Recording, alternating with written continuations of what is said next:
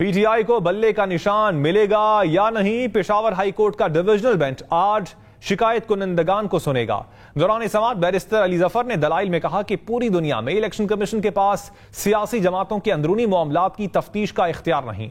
Intra party इंतखाबात ना भी करवाए जाएं तो इलेक्शन कमीशन किसी पार्टी को इंतखाबी निशान से महरूम नहीं कर सकता। वकील इलेक्शन कमीशन ने कहा कि पीटीआई ने इंट्रा पार्टी इंतखाबात शफाफ नहीं करवाए। जस्टिस अरशद अली के इस्तफसार पर वकील ने कहा कि election commission intra party election पर कार्रवाई करने का इख्तियार रखता है।